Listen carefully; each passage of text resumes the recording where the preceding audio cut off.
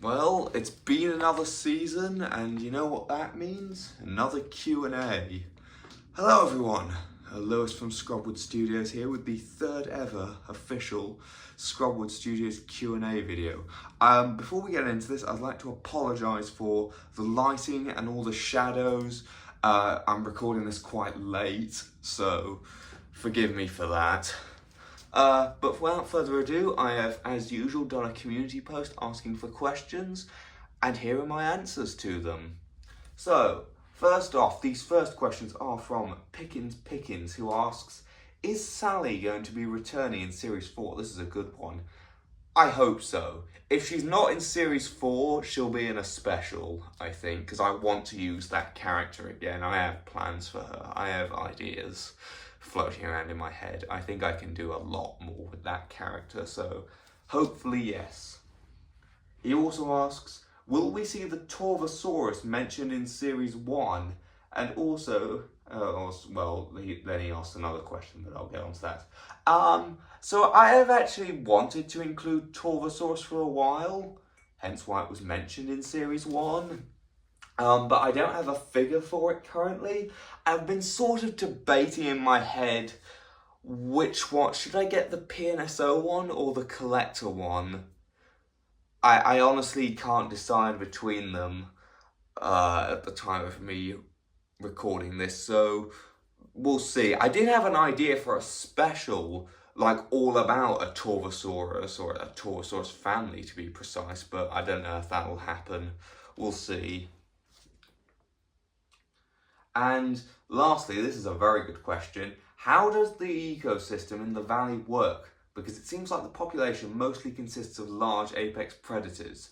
So the short answer to that question is, it doesn't. We follow the big, like if you look at the cast here, we have a lot of big predators and we follow them a lot. The cameras follow them a lot because their stories are interesting, their lives are interesting, and there's lots of interesting conflicts that crop up in them.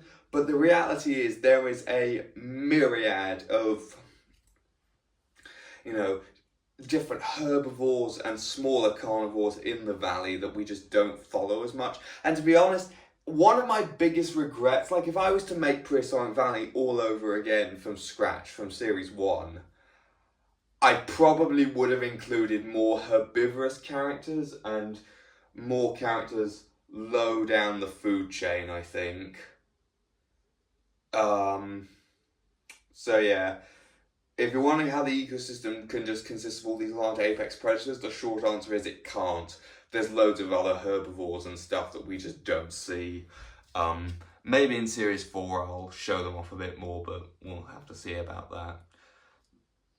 Alright, these next three questions are all from Fuzzy Warrior, who asks, will you include a killer beta as a large raptor species to avoid Utah raptor? Maybe. I actually did have a special written, that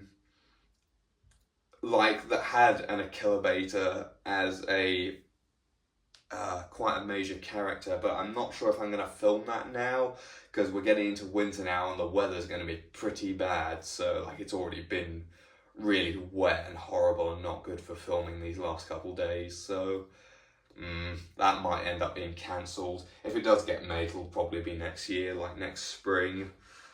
Next question. Were the Spinosaurus Torvus inspired by any antagonists from DI Season 4? If you don't know, DI is Dinosaur Island.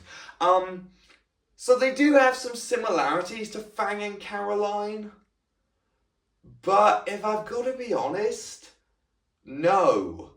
The Spinosaurus Torvus were more inspired by the sort of original fictional creatures from Mesozoic Isle, like the monster Caminderus Rex, as well as a bit by some of the alien dinosaur species from Titans of Acralis, as well as the whole concept of a future creature coming from Primeval, if anyone's ever seen that show.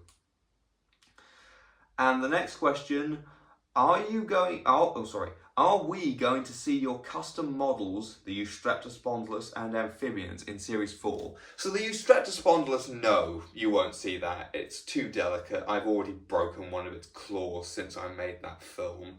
It's just not durable enough. If it is in there, it'll probably be, and to be honest, I'm not that satisfied with it.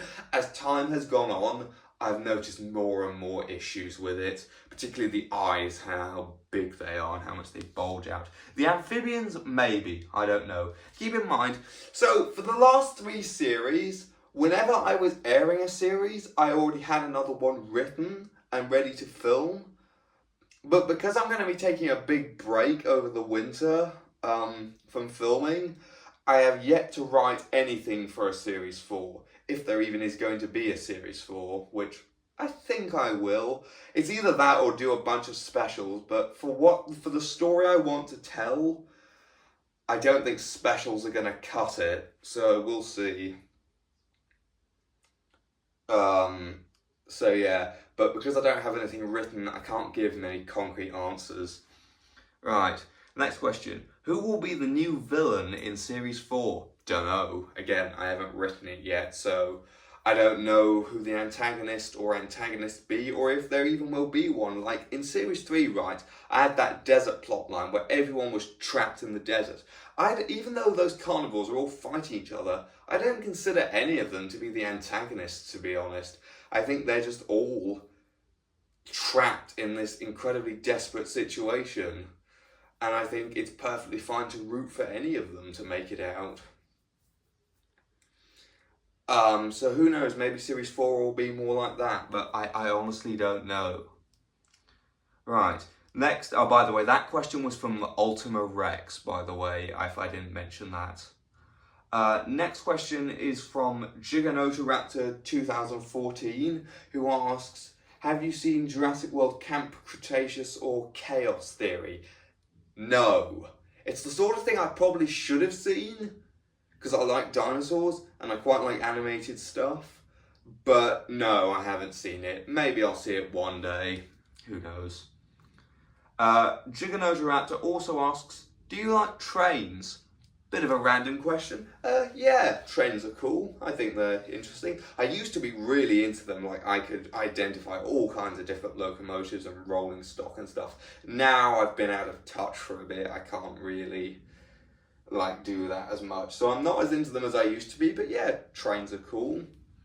And finally, a question from Etita, or I'm sorry if I can't pronounce your name, Eduard Tita, or Eduard Tita maybe. I'm so sorry I can't pronounce your name. Thoughts on the Walking with Dinosaurs Tyrannosaurus Rex? Well, it hasn't aged the best. It probably wasn't that accurate to begin with, like its proportions are a bit off and it's a bit shrink wrapped. It has a lot of the problems with like dinosaur reconstructions of that time, plus a bit. The colours on it are cool and it is iconic, I'll say that. Even if it hasn't aged the best, it is iconic. So with that being said, that's all the questions I have for now. If you want to ask something else, just leave it in the comments of this video. With that, goodbye.